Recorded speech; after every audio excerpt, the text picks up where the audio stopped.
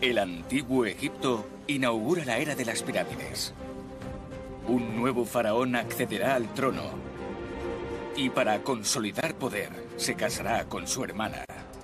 Conquistará nuevos territorios, reorganizará el país entero. La Casa Real no podía controlar todo aquello por sí sola. Y construirá no una, sino 3 gigantescas pirámides. Las vidas de aquellos arquitectos e ingenieros estaban en juego.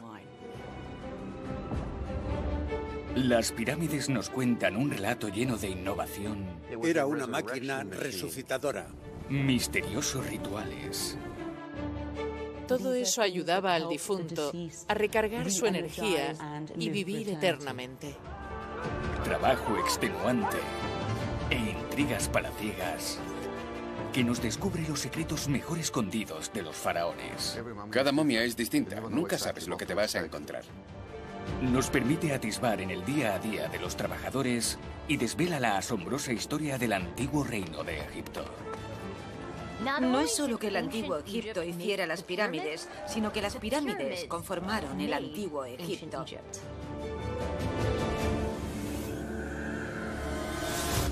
Los secretos de las pirámides.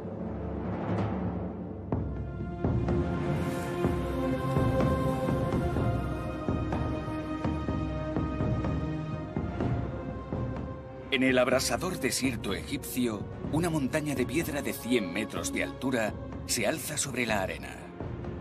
Es la pirámide roja de Dashur. Aproximadamente 1.700.000 metros cúbicos de roca. Es la primera pirámide de caras lisas de Egipto. Y su artífice fue un poderoso faraón llamado Snofru.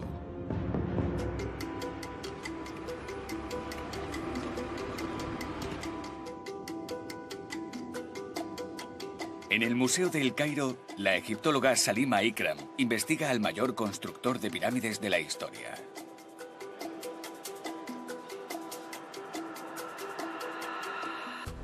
Esta estatua del rey Snofru proviene de su templo en Dashur. Lleva la corona del Alto Egipto. Antes estaba pintada de bellos colores. Aún se nota la pintura de los ojos y el tono rojizo de la piel. Pero hoy en día casi nadie ha oído hablar de él. Snofru fue quien estableció las bases de los grandes proyectos de construcción de pirámides, monumentos y de los principios de la monarquía, pero ha caído en el olvido.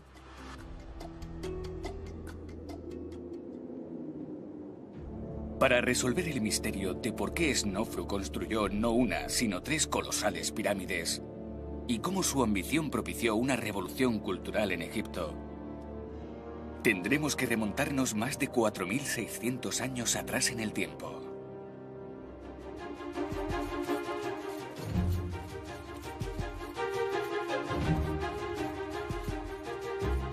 Cuando Snofru era niño, la pirámide más grande era la escalonada de Saqqara,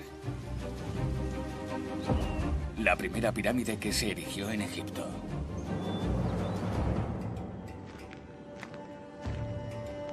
Un rey llamado Zoser ordenó su construcción 70 años antes, inaugurando la era de las pirámides en Egipto, revolucionando el gobierno del país y creando una estructura organizativa en el proceso. La pirámide escalonada debió dejar huella en el joven Snofru. Fue lo que le obligó a soñar con una pirámide más grande y más hermosa para sí mismo. Un sueño ambicioso, sobre todo porque Snofru no empezó su vida siendo el heredero al trono de Egipto. Se cree que era hijo de una de las esposas secundarias del rey Juni, y sus hermanos iban por delante en la línea de sucesión. Obviamente, surgían disputas por el tema de la sucesión. Los hijos de las distintas esposas del faraón competían entre ellos, así que la legitimidad era un elemento clave de la monarquía. El que no era el primogénito o no formaba parte de la dinastía o de la familia tenía que inventarse una historia. Tenía que ocurrírsele un motivo que le sirviera para argumentar que tenía derecho a ser rey. No hay registros históricos de cómo Snofru apartó a sus hermanos para acceder al trono o de con qué edad lo hizo.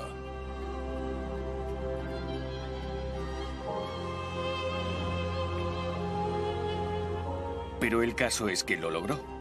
Y para reforzar su legitimidad, escogió a una reina de linaje incuestionable. Su hermanastra Eteperes, hija de su padre y de una de las grandes esposas reales. Fue un movimiento muy inteligente por parte de Snofru, ya que casarse con su hermana hizo que el pueblo la viera más como un dios.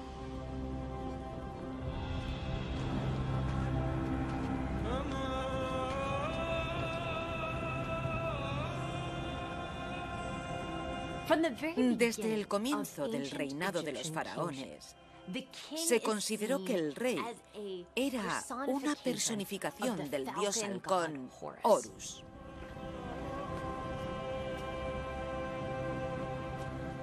A su mujer, Eteperes, también se la consideraba una deidad. La reina, al ser su consorte, era la personificación de la diosa Hathor. Horus y Hathor, ambos eran hijos de Ra. Eran hermanos. Así que nadie veía con malos ojos que el rey y la reina fuesen también hermanos. El rey y la reina eran figuras esenciales para los antiguos egipcios, tanto desde un punto de vista político como religioso. Eteperes gobernó junto a Snofru como una semidiosa. En aquella época las mujeres egipcias tenían mucho más poder que las de cualquier otra parte del mundo, sobre todo las de la realeza.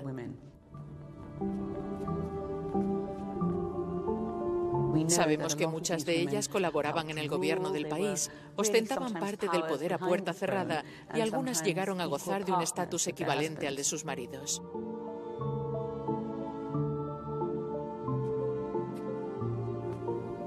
Evidentemente, al tratarse de la gran esposa real, todos esperaban que Eteperes concibiera al heredero al trono.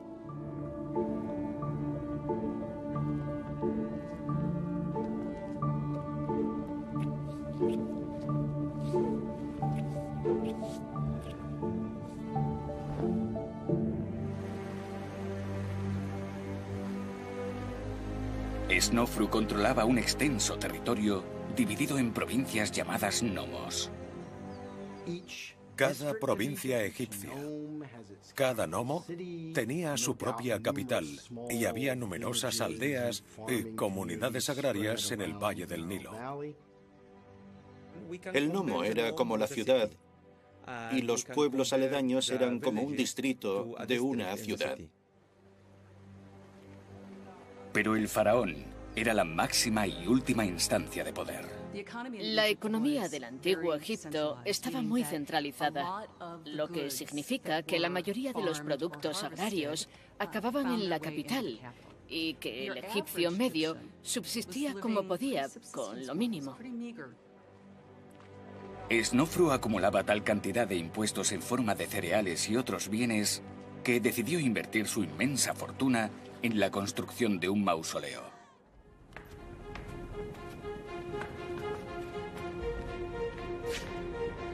Para ello llamó a palacio a un hombre que muchos creen que era su hijo.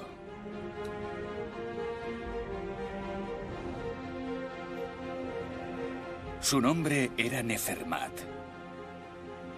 Snofru nombró a su hijo visir, el segundo puesto más importante de Egipto.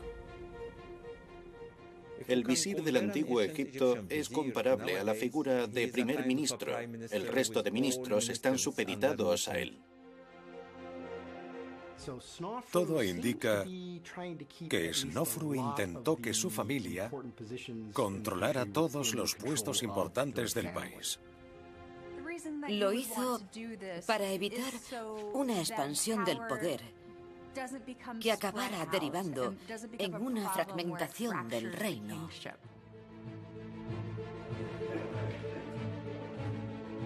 Pero un gran poder conlleva una gran responsabilidad, y Nefermat tuvo que afrontar un desafío abrumador.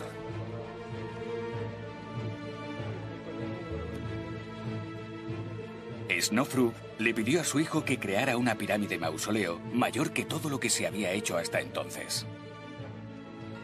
La pirámide más alta del mundo era el monumento de 6 niveles de Djoser. La de Snofru tendría 8 niveles y mediría 30 metros más. Había cierta competitividad en la construcción de pirámides. El sucesor intentaba superar al anterior faraón. La pirámide escalonada de Djoser está en Saqqara. Y Snofru quería construir la suya en Meidum, a 65 kilómetros al sur. Nada más empezar la obra, Nefermat y sus hombres se dieron cuenta del gran reto que tenían por delante.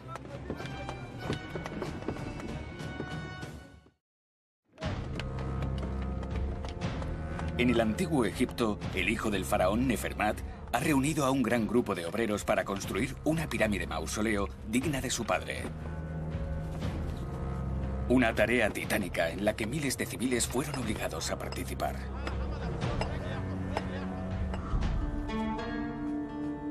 Con el fin de mantener a su pueblo bajo control, Snofru subrayó su papel de garante del orden y la prosperidad.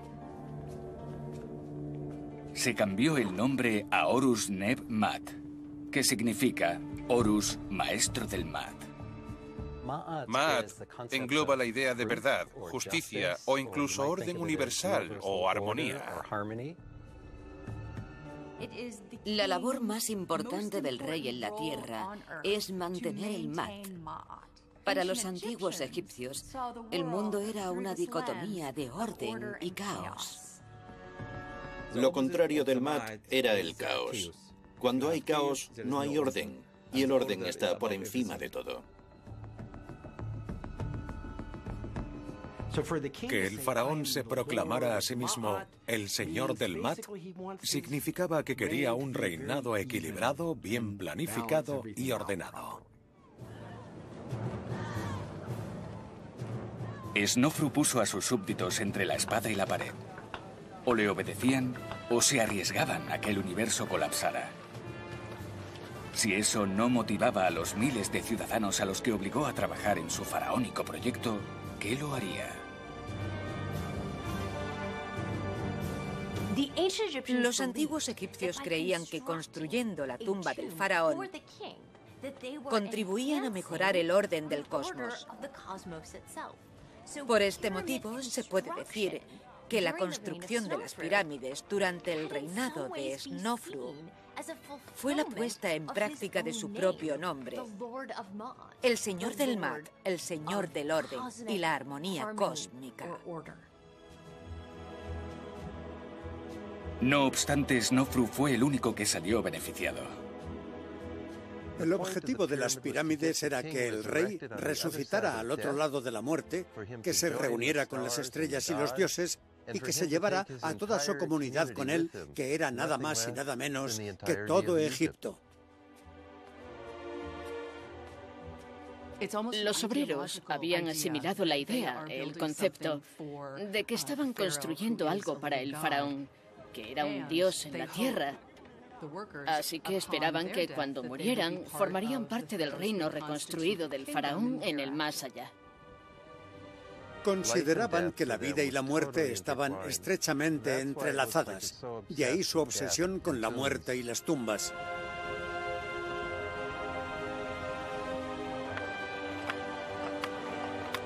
Gracias a los conocimientos y la red de abastecimiento heredados de sus predecesores, los obreros de Nefermat trabajaron a gran velocidad. En tan solo 7 años, el proyecto estaba casi terminado. Este es el monumento que construyó Nefermat, la pirámide más grande de su época, la única con 8 niveles. La pirámide de Meidum. Al ver la pirámide de Meidum, lo primero que nos llama la atención son esos gigantescos niveles, pero luego reparamos en la pila de escombros que hay a sus pies. Lo único que queda hoy en día es el núcleo de piedra, que se alza 70 metros sobre el suelo. Pero cuando estaba completa medía aún más, 90 metros. Los constructores de la Edad Media desmantelaron la parte exterior que estaba medio derruida para reutilizar la piedra en sus propias obras. Esta pirámide fue una proeza monumental. Aparentemente la tumba definitiva para un rey dios. Pero Snofru tenía otros planes.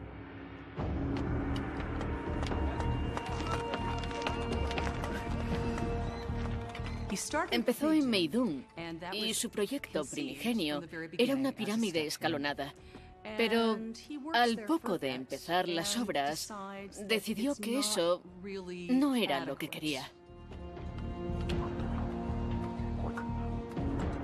El rey le presentó a su visir Nefermat un reto aún mayor.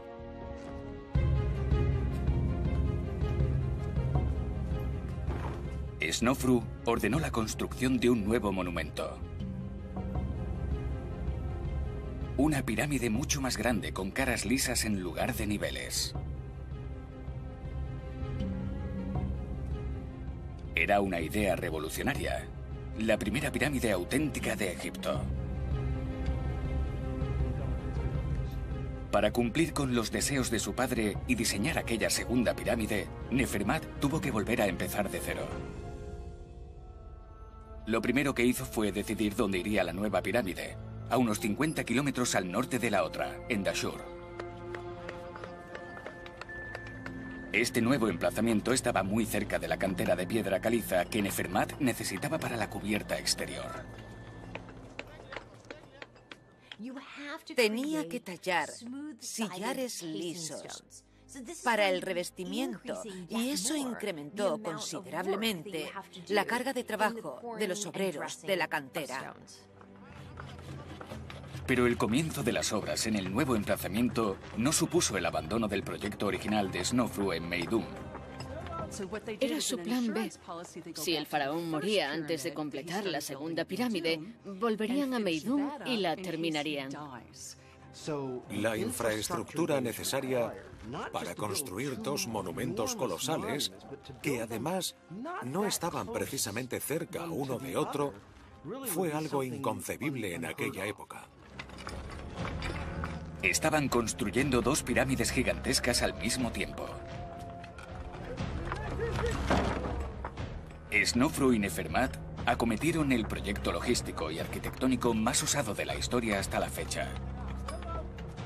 Podéis estar seguros de que fueron proyectos muy costosos, tanto en lo que se refiere al trabajo propiamente dicho, como a los medios necesarios para su financiación. Construir una pirámide es mucho más que erigir el monumento en sí. Hay mucha infraestructura alrededor de una pirámide. Fue un gran desafío para el faraón. Para financiar ambos proyectos, Snofru creó más estados reales, explotaciones agrarias que los abastecían. Los estados reales suministraban los alimentos, la cerveza y el ganado que necesitaban los obreros que construían sus monumentos. Snofru multiplicó su número por 10, sobre todo en el delta del Nilo. Los proyectos de Snofru no giraban solo en torno a las pirámides en sí. Influyeron en los terrenos, el ganado y en los habitantes de esos estados reales.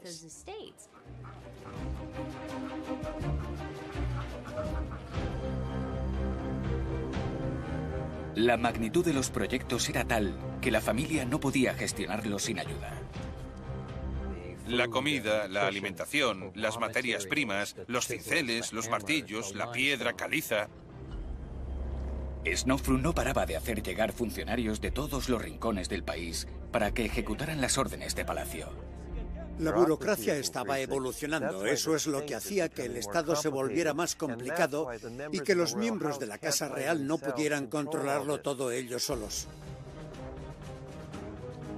Snofru tuvo que contratar a gente con un estatus social más bajo, lo que propiciaría el nacimiento de una nueva clase social. Los investigadores han descubierto la increíble historia de un individuo que ascendió socialmente por sus propios medios. Un relato que nos muestra la revolución silenciosa que estaba teniendo lugar en Egipto.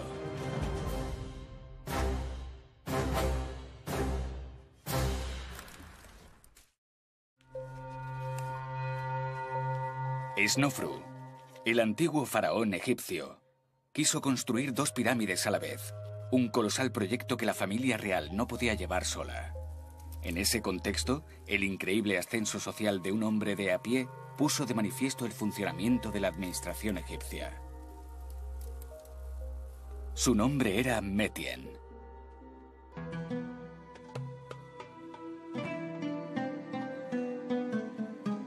En los muros de su tumba, que fue descubierta en Saqqara y que ahora se encuentra en el Museo Egipcio de Berlín, hallamos información sobre su vida. Normalmente los administradores dejaban la lista de títulos que les fueron otorgados, pero Metien nos dejó además retazos de su vida. Los jeroglíficos revelan que Metien nació muy lejos del esplendor del Palacio Real, probablemente en uno de los pueblos del delta del Nilo.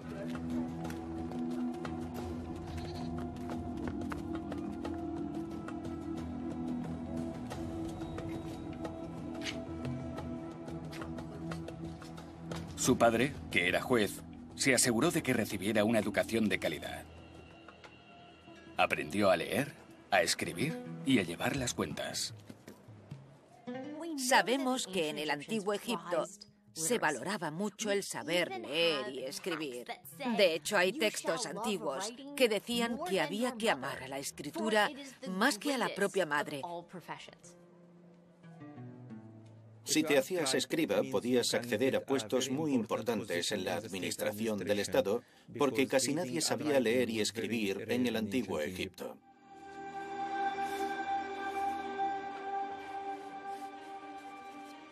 Metien empezó trabajando en una tienda de suministros, puede que abasteciendo a los obreros de los proyectos del faraón.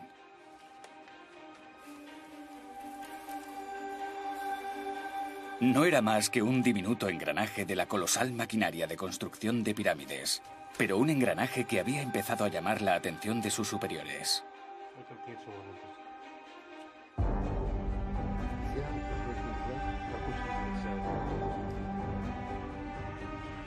La élite gobernante, un miembro de la familia real quizás, no tardó en ascender a Metien, dándole el título de juez rural. Su labor consistía en determinar los límites entre terrenos, un empleo esencial en una economía basada en la agricultura. De nuevo, destacó entre sus compañeros y fue premiado con otro ascenso. Metien se convirtió en el administrador de la ciudad de Sois, situada en el corazón de la región del delta del Nilo. Aquel fue su primer puesto como gobernante. Un administrador podía hacerse cargo de varios distritos distintos, aparentemente al mismo tiempo. Para premiar la lealtad y la dedicación de personas como Metien, Snofru creó una nueva clase social otorgándoles tierras en propiedad. El logro final de la construcción de las pirámides fue transformar la administración de Egipto. El faraón hacía malabarismos para conservar tanto poder como le fuese posible, para mantener todo lo que pudiese dentro de la familia y al mismo tiempo tenía que tener bajo control a esas familias de administradores que crecían sin parar y que estaban acumulando mucho poder en las provincias. Aquella gran transformación de la sociedad se reflejaba en las innovaciones de las pirámides de Snofru. El exterior de la nueva pirámide del faraón no era el único elemento que aportaba cambios radicales al diseño de aquellos monumentos.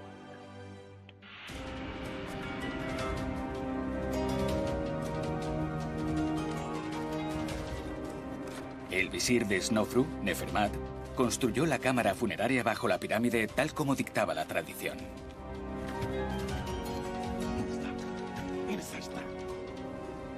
Pero Snofru quería algo revolucionario.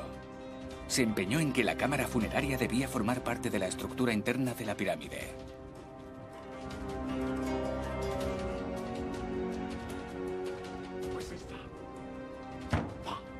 Y tenía motivos de peso para preocuparse por la ubicación de la cámara.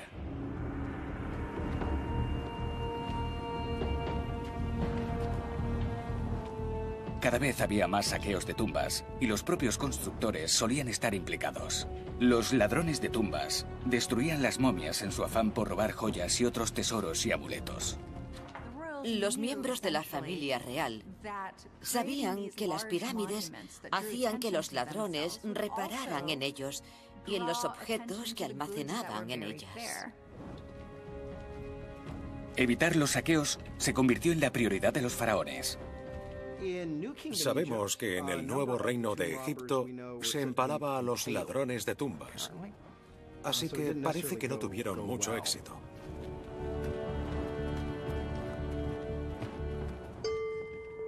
En aquella época los egipcios creían que si el cuerpo era profanado, el alma no podía sobrevivir en el más allá.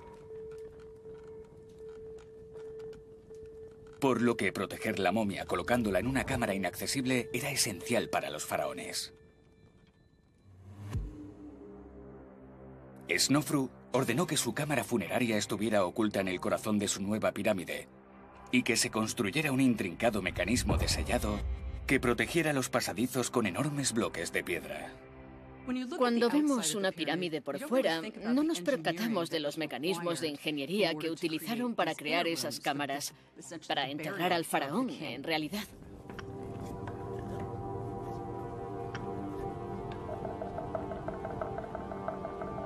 Nefermat debía construir un espacio capaz de soportar el peso de miles de toneladas de roca. Si lo hacía bien, crearía una cámara funeraria única para su rey. Pero si lo hacía mal, pondría en peligro su supervivencia en la otra vida.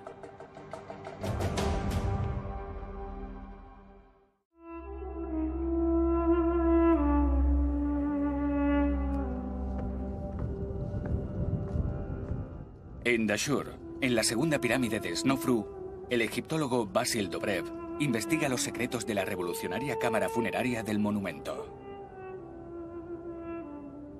La entrada está situada en lo alto de la cara norte, y en el interior un empinado pasadizo se adentra 90 metros en la roca que conforma el interior de la pirámide.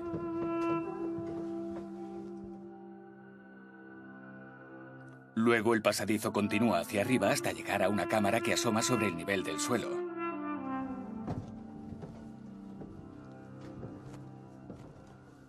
Basil llega a la primera cámara que corrió el riesgo de colapsar bajo el peso de la pirámide. La sala no mide más de 4 metros de ancho, pero tiene una altura de 16.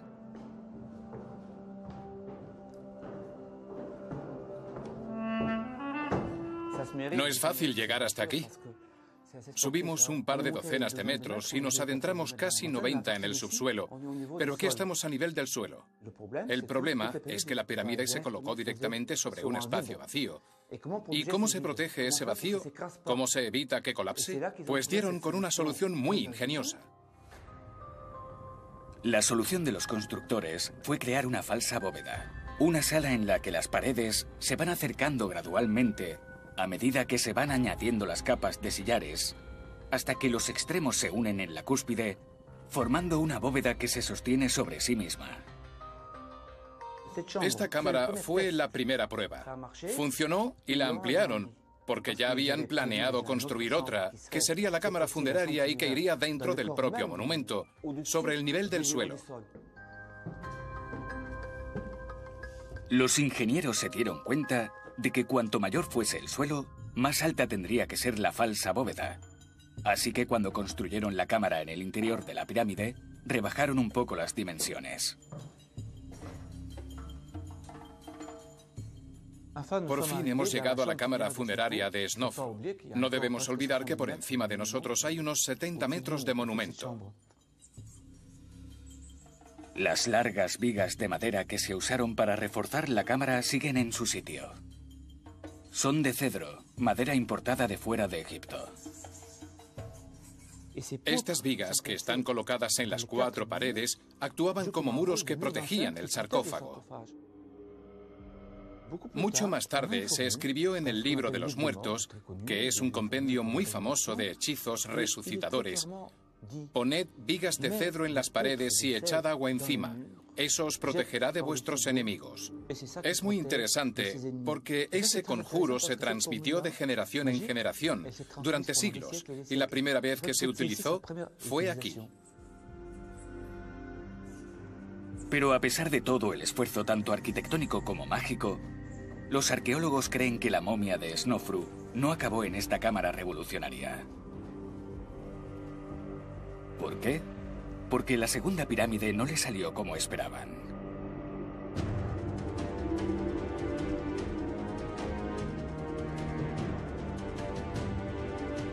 Aquella pirámide fue un desastre arquitectónico. A medida que la pirámide iba tomando altura, empezaron a formarse grietas. Hay que tener en cuenta que las vidas de aquellos arquitectos e ingenieros estaban en juego. Estaban construyendo la pirámide que debía albergar el cuerpo del faraón. Así que intentaban solucionar cualquier problema que pudiera surgir. No paraban de idear nuevas tácticas para salvar la pirámide. Nefermat y sus ingenieros se percataron de que estaban construyendo la pirámide en un ángulo demasiado empinado, por lo que el peso añadido podía provocar que se derrumbara. No les quedó más remedio que rebajar sus aspiraciones y cambiar el ángulo de las caras de la pirámide.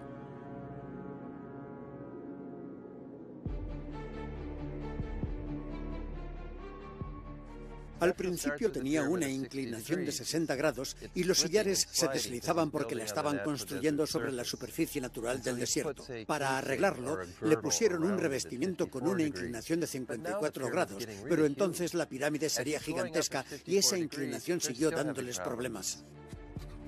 Aquello llevó a Nefermat a cambiar la inclinación de la cúspide. Ese cambio de ángulo le dio a la pirámide la forma acodada que vemos hoy en día. Puede que no fuese lo que Snofru tenía en mente en un principio, pero aún así fue un éxito. Fue un cambio perfectamente planeado y lo hicieron tan bien que el monumento sigue en pie después de miles de años. Por primera vez en la historia, Snofru diseñó una pirámide lisa y de las casi 120 pirámides que hay en Egipto, esta es la que mejor se conserva. Aún tiene aproximadamente el 70% del revestimiento.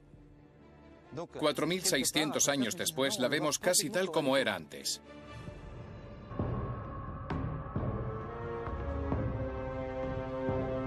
Esta pirámide de doble inclinación se convirtió en la estructura artificial más grande del planeta, superando a la pirámide de Meidum en unos 12 metros.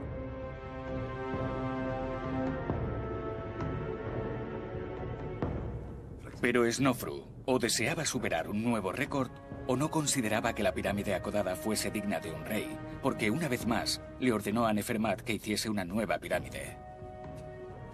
Imaginaos lo que debieron pensar los obreros. Acababan de construir 2 pirámides y ahora iban a por la tercera. Nefermat decidió construir de nuevo en Dashur, a menos de 1 kilómetro de la pirámide acodada. Y esta vez tampoco abandonó las obras que todavía estaban a medias. Snofru estaba gestionando 3 colosales proyectos al mismo tiempo. Y tenía un problema. La mano de obra egipcia empezaba a escasear.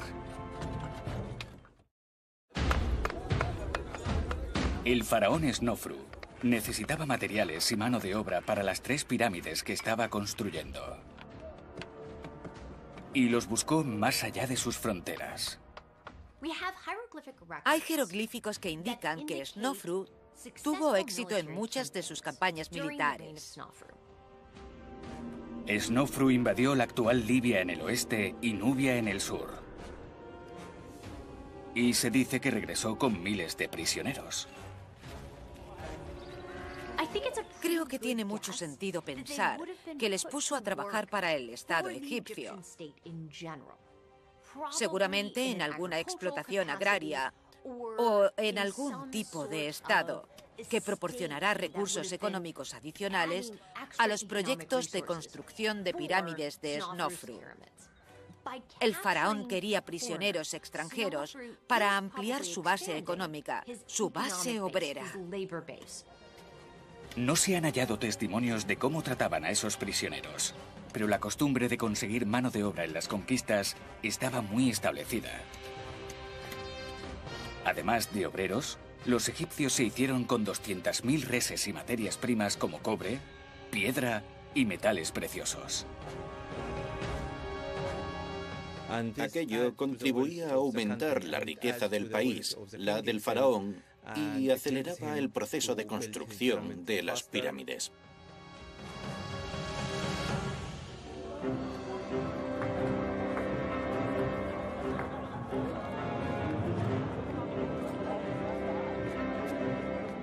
Las nuevas élites de la administración también salían beneficiadas. Los miembros de la élite que formaban parte de la corte real tenían mausoleos propios y los decoraban con imágenes de su día a día. En ellas vemos agricultores trabajando en sus granjas, ganaderos con sus reses, pero también se perciben detalles de cómo era la vida en el antiguo Egipto para los nobles. Actuaciones musicales, espectáculos de danza, banquetes.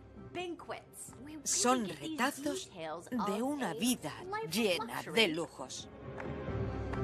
Tenían ropa elegante, joyas elegantes y libertad, que era algo que el común de los mortales no tenía en aquella época. Metien se convirtió en alguien importante. Ostentaba el título de amigo del rey.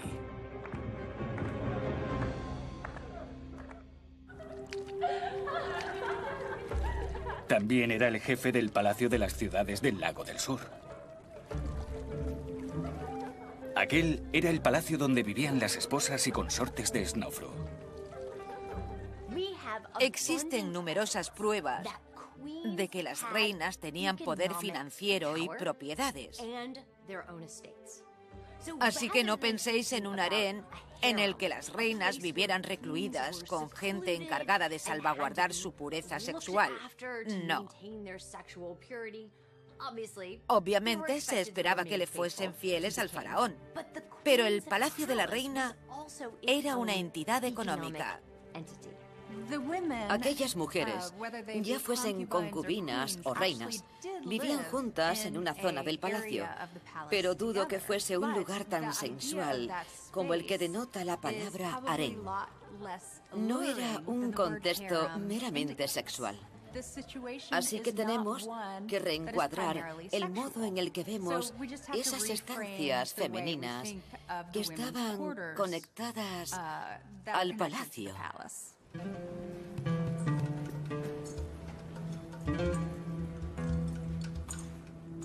Además de trabajar en el palacio y disfrutar de sus lujos, los egiptólogos creen que esas mujeres se dedicaban a perfeccionar el arte del maquillaje.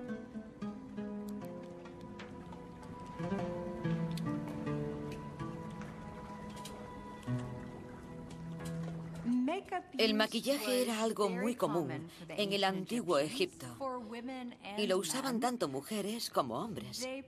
Se lo ponían alrededor de los ojos. Era una especie de protección espiritual y física y estéticamente era algo bonito. Pero además les ayudaba a protegerse los ojos de las moscas y las enfermedades. También mezclaban grasas y aceites con especias, resinas y flores para crear un variado repertorio de aromas que usaban como perfumes. Metien pasó de ser escriba rural a mozo de almacén y de ahí a amigo del rey. Un ascenso radical a las más altas esferas propiciado por las pirámides.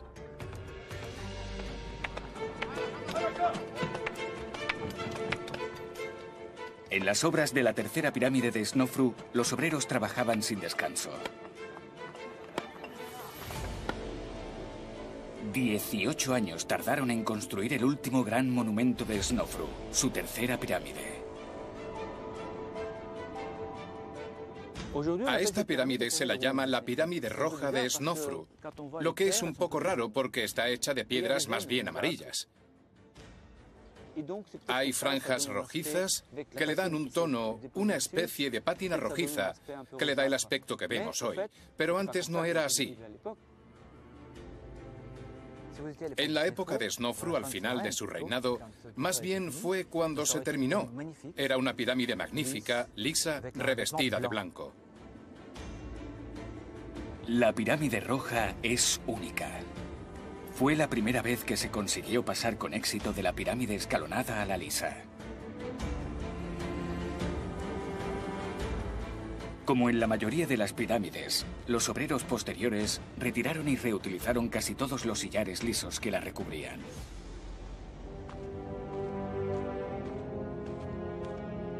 Este sillar tiene un ángulo de 43 grados. Era uno de los sillares que revestía esa pirámide. Cuando la terminaron era así. Estaba cubierta de estos bloques de caliza blancos que brillaban como el sol. Esa era la idea. La pirámide como petrificación de los rayos solares. Parece ser que la pirámide roja sí satisfizo al faraón.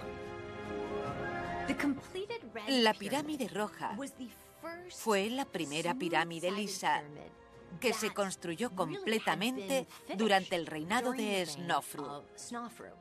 Y ahí es donde creemos que fue enterrado el faraón. Snofru y su arquitecto jefe tomaron la forma de la pirámide escalonada y la hicieron evolucionar hasta crear una pirámide geométrica pura. Por eso, es por lo que seguimos recordando a Snofru por ese momento de genialidad. Con su pirámide roja, Snofru batió su propio récord una vez más. Esta pirámide era más alta y ancha que su vecina acodada. En la construcción de las 3 pirámides de Snofru se utilizaron más de 3.400.000 metros cúbicos de piedra.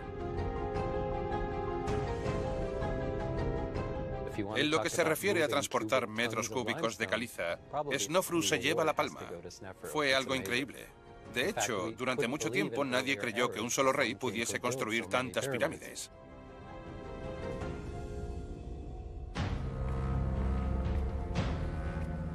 Los egiptólogos creen que Snofru reinó unos 30 o 40 años. Toda una vida dedicada a implantar cambios, cuya huella fue patente durante milenios. La mayoría de la gente se centra únicamente en las pirámides y en el reto que supuso construirlas. Pero no se trataba solo de las pirámides, sino de los cambios que se estaban llevando a cabo en la sociedad y la economía egipcias. Egipto entero cambió gracias a la creación de estas colosales pirámides. En la época de Snofru, el país creció. La administración creció y la familia real cada vez tenía más problemas para controlarlo todo. Las pirámides de Snofru transformaron la sociedad porque no se trataba solo de organizar la extracción y el transporte de los bloques de piedra. Por mucho que fuese el mayor volumen de roca jamás transportado por un único faraón, también implantó una nueva forma de organización agraria. Al norte del Valle del Nilo, empezaron a verse cada vez más ciudades que surgían de las plantaciones agrarias creadas para abastecer a los constructores de las pirámides. Después de Snofru, fue su hijo, Keops, quien llevó Egipto y sus pirámides al siguiente nivel. Durante el reinado de Snofru se llevó a cabo toda la investigación y se cometieron y enmendaron todos los errores necesarios para que Keops llegara al trono y construyera la pirámide más grande e impresionante de la historia.